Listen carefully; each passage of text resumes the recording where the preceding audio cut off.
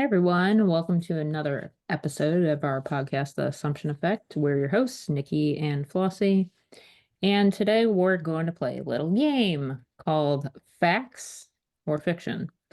So there's a lot of miscommunication, and like in our last podcast or last episode, we talked about how, there's a lot of people out there giving you false information. So we're just going to play Facts or Fiction today to kind of give you a rundown of, you know, what you should and should not be doing. So to start off with, you have to have a positive mindset at all times and keep a high vibration or a vibration that aligns with your desire. What do you think, Flossie? That is false, negative, Negative. So you fiction, actually bitches. right. You don't need to have a completely positive outlook on everything. You don't have to have a high vibration. The only thing you have to do is what? Affirm and persist. Um, then what else do we have? It's keeping your thoughts in line with your manifestation is what it is. I mean, I think what happened with some of the community that thinks that is they were seeing having a clean mental diet as having to be, happy about it and, feeling it real and all that sort of stuff all the time. And that's just not the way that it is. I mean, it's just, keeping your mental diet under control. Like you want to have positive thoughts about your manifestation, but you don't have to think positive thoughts about your manifestation 24/7, 365. Right, a lot of that's just spillover from law of attraction, I really. think And I've done the law of attraction thing years ago, and it is pretty hard to stay in a high vibe state all the time. Like it's almost impossible. It's like they make it so difficult. Law of assumption's just easy. So what else do we have? so. The second one is you have to believe it. So do we have to believe it to manifest? False fiction. That one is not true. You do not have to believe. You do not have to believe in manifestation because guess what? You were manifesting before you were even conscious of it. You don't need to believe it. It's going to happen whether you want it to or not. That is just how our lives work. Yeah, that's just the way that it is. You don't have to believe it for it to show up. So So, number three, you have to change your dominant thoughts and assumptions. I would say that is facts. Facts. Facts. Yes, you have to change your dominant thoughts and assumptions. And why, Flossie? Do you want to give them a rundown real quick? Because your 3D reality is a partial illusion. That's what created by you. And what is your partial illusion, your 3D reality comprised of? Your old thoughts and assumptions. So if you want to have a different experience in your 3D reality, guess what that means? It means you have to change your dominant thought on that topic. So what you can have a different experience be mirrored back to you, reflected back to you. And that's just facts. Yeah. So that's it. You change your dominant thoughts and assumptions. And we'll get more into that. The other one we always hear is you have to let the desire go. Oops. Well, what do you think about that, Nikki? Do we have to let our desire go? No, you just let go of the need and the desperation. If we ever tell you to let something go, we follow it up with by the obsession. It's never let the desire go. You want to keep persisting in the desire. That is how you get the desires. You persist as if the desire has already occurred. Let us be clear though. We're not talking about that you have to let go of the desire, that you have to let go of the need. And it's not necessarily that you can't be a little obsessed with your manifestation. It's you can't give in to the obsessive behaviors that are forcing the 3D, checking under every rock for your manifestation, looking for confirmation, manipulation, like all the Asians, kind of, if you will. Um, because whenever you do those things, you're doing what? You're reaffirming that you don't have what you want. Because if you had what you wanted, you wouldn't be trying to manipulate the 3D to get it. And the other thing is that we want you to let go of the old story, or at least your attachment to it, so that, and what we mean by that is that you don't want to spend all your time thinking and focusing on an old story. Why? Because you don't want to keep creating that. If you are manifesting an SP, you need to see them as the new version. You need to think of your relationship as a relationship that you want, not constantly the old story. If you don't have any money and you're manifesting money, you can't stay focused that you have no money. That's your old story. And that's not thinking in line with your manifestation at the end of the day. Yeah, but you don't let the desire go, as in, like, oh, I affirmed for it for 3 days and now I'm going to just not bring it to the forefront of my mind ever again. And I think that's what some people think when they say, oh, you need to let the desire go. You affirm for it for so long, or you visualize, and then you just try not to think about it.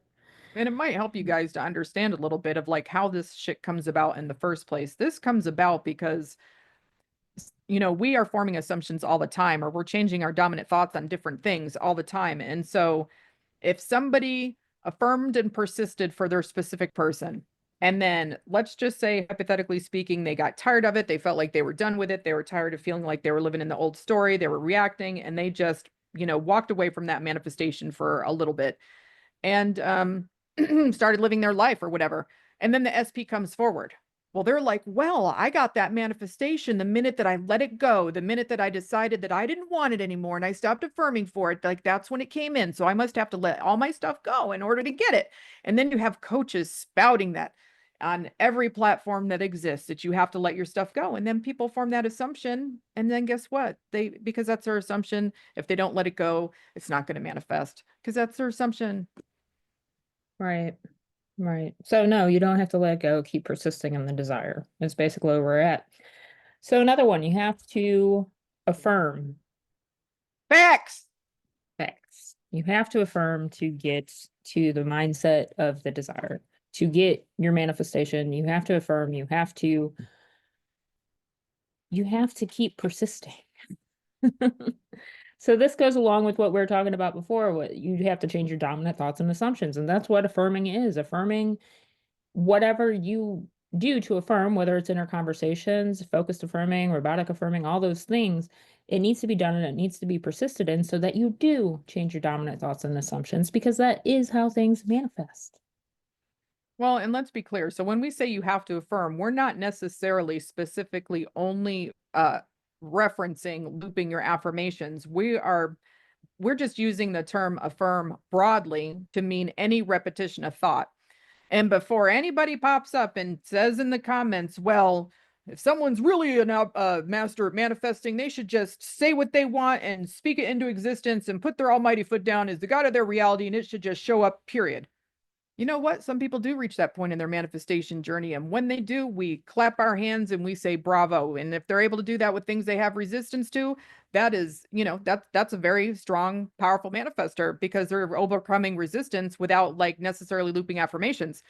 But they're still keeping a clean mental diet. And one could argue that keeping a clean mental diet is a form of repetition of thought, because if every time I think about whatever I'm manifesting, I'm thinking a thought in line with my manifestation, that is a form of repetition of thought, which is a form of affirming, basically. I mean, that Yeah, is what it is. there's several different ways that you can actually affirm.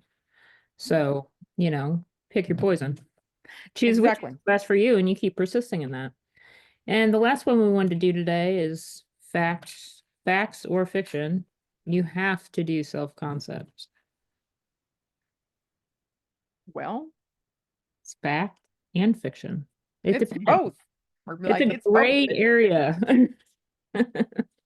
Is self-concept good to do? Absolutely. Do we promote it? Yep.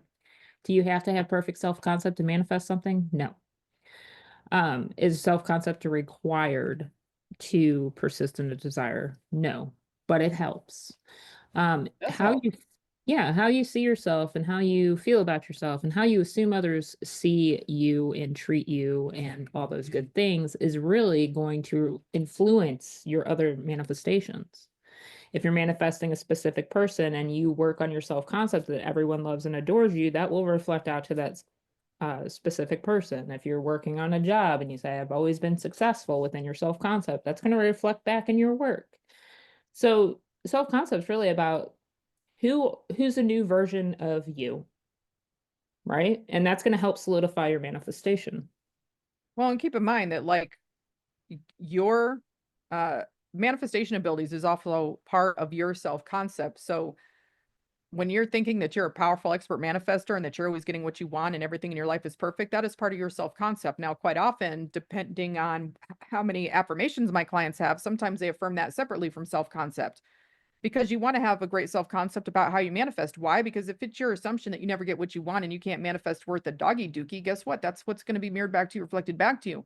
So that can really impact you getting your manifestations, because whatever assumption that you have that is stronger overall is the one that's going to win. So like if you're forming an assumption that you and your SP are together, or that you're rich, but you have a really strong assumption, like really hardened into fact, that you never get what you want, and that you can't manifest worth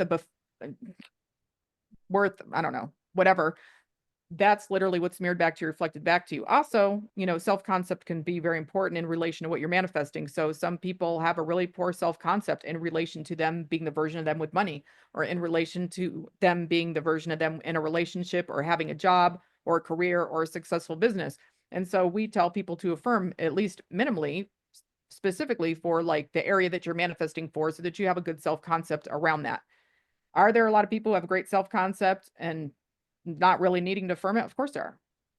But if you have, some assumptions about like that nobody ever wants to be with you, if that's strong enough, that can override your assumptions potentially, but that you have about SP. I mean, we've seen it vice versa. Everybody knows a unattractive, homely individual that doesn't think that they're pretty, beautiful, doesn't, and I mean, there's nothing wrong with being homely, but I'm just using it as an example. Everybody knows somebody who just does not have a good self-concept, doesn't know why their person would be in love with them, doesn't think they bring in anything to the table, but yet their SP is madly in love with them, spoils them, and the SP puts them on a pedestal.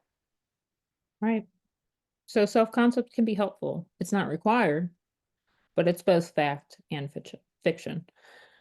So that concludes today's episode. We just wanted to kind of do something a little bit different. We hope you guys liked it. Let us know. And we will be back next week. Bye. Bye-bye.